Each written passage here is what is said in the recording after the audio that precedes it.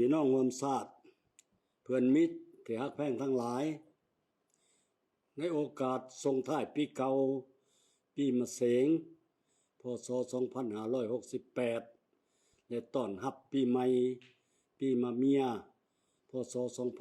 2569ที่จะมาถึงนี้ข้าพเจ้าขอส่งความเยี่ยมยามถามข่าวอันอบอุ่นและคำอวยพรอันประเสริฐไปยังพ่อแม่พี่น้องชาวลาวในทั่วประเทศพี่น้องชาวลาวที่กำลังดำรงชีวิตอยู่ต่างประเทศก็คือเพื่อนมิตรชาวต่างประเทศที่กำลังดำรงชีวิตได้เฮ็ดเวียกอยู่สปป.ลาวทุกทั่วหน้าพี่น้องร่วมชาติเพื่อนมิตรสหายที่ฮักแพงปีมะเสงที่กำลังจะผ่านพ้นไปเป็นปีที่มีความหมายสำคัญและเป็นปีแห่งความภาคภูมิใจของปวงชนลาวทั้งชาติที่ได้ร่วมกันเฉลิมฉลองวันสถาปนาสปป.ลาวครบรอบ50 ปีด้วยความเอกอ้างทะนงใจได้ดำเนินกองประชุมใหญ่ครั้งที่12ของพรรคได้ดำเนินการเลือกตั้งสมาชิกสภาแห่งชาติสุดที่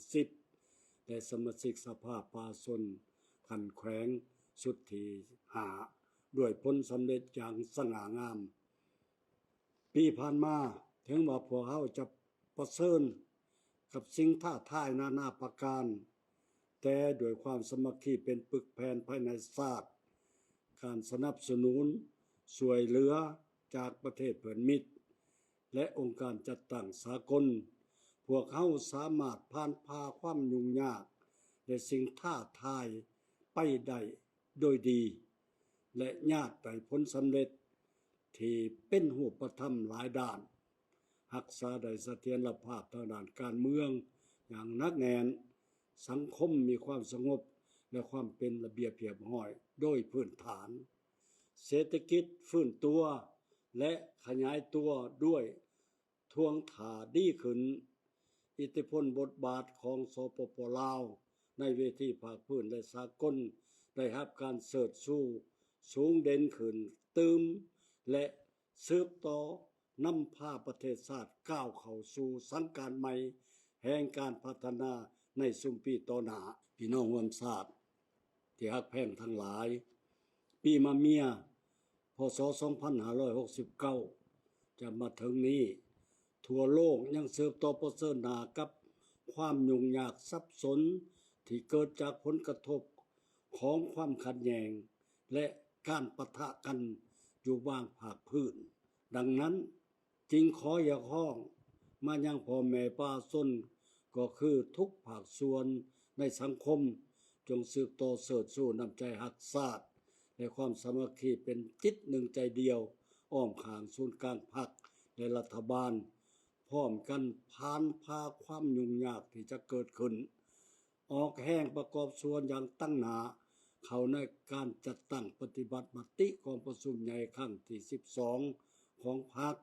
และแผนพัฒนาเศรษฐกิจสังคมแห่งชาติ5 ปีครั้งที่10ให้มีผลสำเร็จเป็นรูปธรรม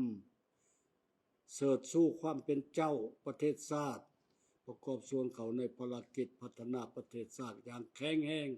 ตามทิศสีเขียวและยืนยงให้มีผลสำเร็จ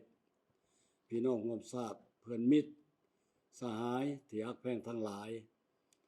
ในวาระอันเป็นสิริมงคลนี้ข้าพเจ้าขอส่งความอวยพรอันประเสริฐให้พี่น้องร่วมชาติในทั่วประเทศตลอดถึง